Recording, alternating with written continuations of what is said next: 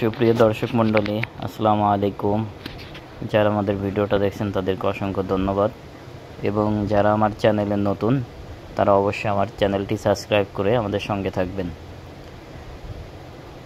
দেখুন ভাই, আমার যে জমিটা 2.5 মাস বয়স, সে জমিতে কী পরিমাণ লতি আসছে।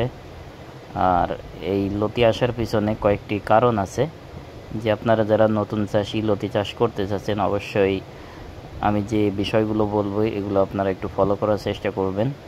করলে পরে আপনাদের জমিতে এমনভাবে ফলন আসবে।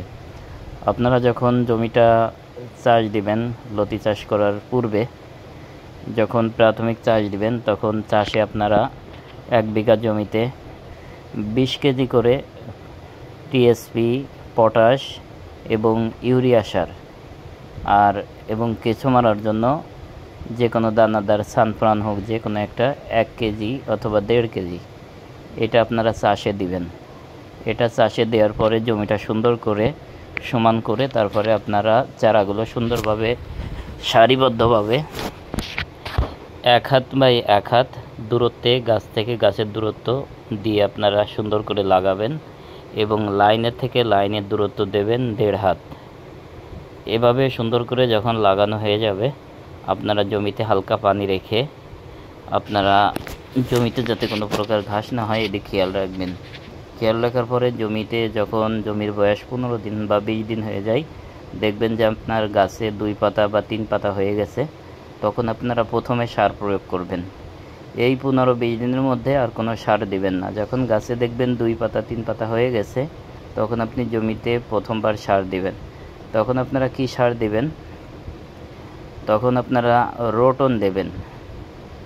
1 বিঘা জমিতে 2 কেজি রোটন দেবেন, 1 কেজি বিঙ্গো বোরন দিবেন, এবং 2 কেজি দেবেন দস্তার সাথে আপনি 1 বিঘা জমিতে 12 থেকে 13 কেজি ইউরিয়ার সাথে মিক্স করে আপনি জমিতে ছিটাই দিবেন। এটা হচ্ছে প্রাথমিকভাবে দেওয়ার পরে পরবর্তী সপ্তাহে আপনি দিবেন।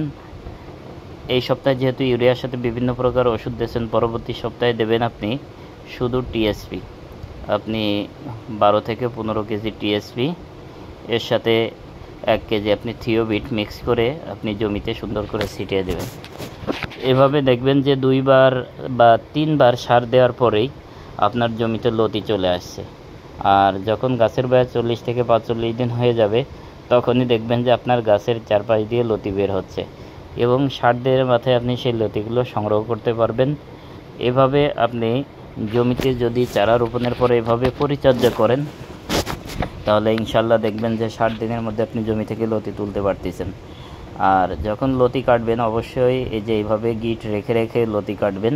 এই যে দেখুন আমরা যে গিটগুলো রেখেছি, এই গিটগুলো রাখার ফলে এখান থেকে আবার দেখেন লতি ছাড়তেছে। এই জন্য এভাবে যখনই আপনি লতিটা কাটবেন, তখনই আপনি এভাবে গিট রেখে রেখে লতি কাটবেন। দেখবেন যে আপনার ফলন 2 গুণ, 3 গুণ, 4 গুণ পর্যন্ত বৃদ্ধি পাইছে। আর যদি আপনি লতিটা একেবারে গাছের গোড়া থেকে কাটেন অথবা হাত দিয়ে টেনে ছিঁড়ে ফেলান, তাহলে এই ফলনটা আপনি পাবেন না।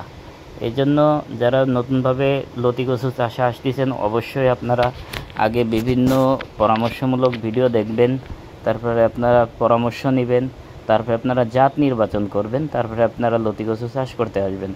হঠাৎ করে চাষ করতে আসবেন আর কারোর কাছ থেকে কোনো কিছু জানবেন না, আপনার নিজের মনোক্তি আপনি চাষ করবেন, তাহলে এরকম ফলন পাবেন না। এই জন্য লতি কচু চাষ করতে হলে সর্বপ্রথম আপনাকে জাত নির্বাচন করতে হবে। আর এই যে জাতটা দেখতেছেন, এটা হচ্ছে যশোরের লতিরাজ বাড়ি 1। এটা আমরা চাষ করি। যদি আপনারা এই জাতটা চাষ করতে চান, অবশ্যই আমাদের সাথে যোগাযোগ করবেন। আমাদের কাছে চারা আছে। আপনারা যদি চারা সংগ্রহ করতে চান, আপনারা আমাদের স্ক্রিনে দেওয়া নাম্বারে ফোন দিবেন। আর আমরা চারাগুলোও দিচ্ছি অতি সস্তায়, প্রতি পিস চারা মাত্র 2 টাকা। আমরা কুরিয়ার সার্ভিস খরচ আপনাদের আমরা সুন্দরবন কুরিয়ার সার্ভিসের মাধ্যমে পাঠিয়ে থাকি। যদি আপনারা এই জাতটা চাষ করতে চান, তাহলে অবশ্যই আমাদের সাথে যোগাযোগ করবেন। এবং চাষ করার পূর্বে যদি কোনো পরামর্শমূলক কোনো পরামর্শ নিতে চান, অবশ্যই তাহলেও আপনারা পরামর্শ নিতে পারেন যে কিভাবে চাষ করব, কিভাবে চাষ করলে ভালো হবে। সব দিকগুলো আপনাদেরকে আমরা সুন্দরভাবে বুঝিয়ে দেব। আসসালামু আলাইকুম।